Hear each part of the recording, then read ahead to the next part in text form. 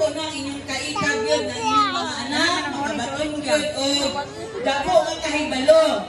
So karon na po July, puhon kay karon May 29 naman ta, June 30, pahuway na mga anak. Pagka July 1 to 15, balik na punta sa eskwelahan atong mga anak para sa National Learning Camp. Okay. National Learning Camp, ang atong mga anak, mas madadalong pagin sila kay dunay 3 camps, intervention, kung katong mga anak na medyo kulang-kulangan pag yun ang ilahang kahibalo no, sa reading comprehension, sa mathematics, sa science, dunay tulo ka camps para anak. So siguro, inyong mga anak, nakadawat na ba mag parents consent? Kasi nakadawat ba ginikanan? Wala nahatag ninyo no? Nagpadala may parents consent, kato siya, inyong kung gusto mo nga inyong anak na undergo o National Learning Camp, mo, pero lang mo, hatag mo o pagtugot. 15 days ka na siya, pero kana mo hatag na siya o dako nga tabang sa inyong mga anak. Kung ang atong mga anak alanganin pa man mo, kuan kay pagbasa mo kulang-kulangan pagamay. So, pa-eskwelaho na or ano na to, paabilon na to sa camp. Kay malingaw na siya, makakatbong pa. So, binikanan namin ba mga musuportaan eh? Ha? Mura maghinay, andam ta? Oh, andam di ay. So, salamat kayo, no? Dayon, ako na lang po ipahibalo kay Juan man. Timely kayo ni siya kay dugay naman po ng July no, mabot pag isa kabulan.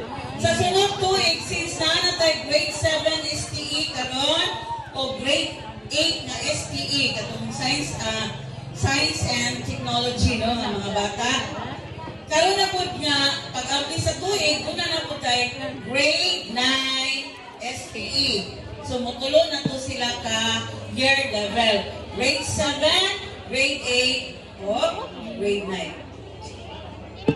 Katong mga bata manintake sa niaging adlaw, i-identify naman siguro to, no? Nakabalo na to kung qualified sila o dili. So, STE, nindot kayo, pinasahin na siya mga klase, specialized class sa science.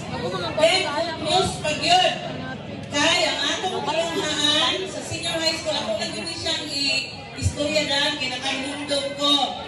Bago pa lang yun, mga 1 week ago, nakadawat na taong Certificate of Recognition para pag-open o bago nga track, academic track sa senior high school, which is STEM.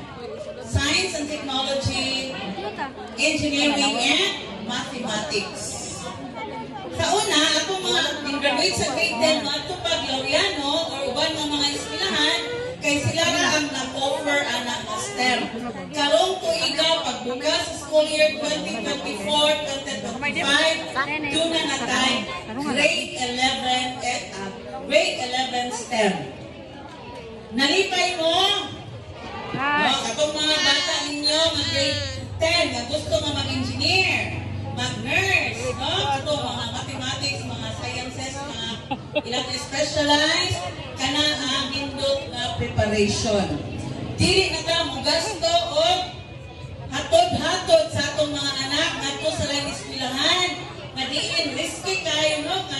Dayo kayo, madto kayo ng eskwela. Direra sa atong tugaran, doon na natay STEM. So, among gipanginaot na ato kini nga suportahan.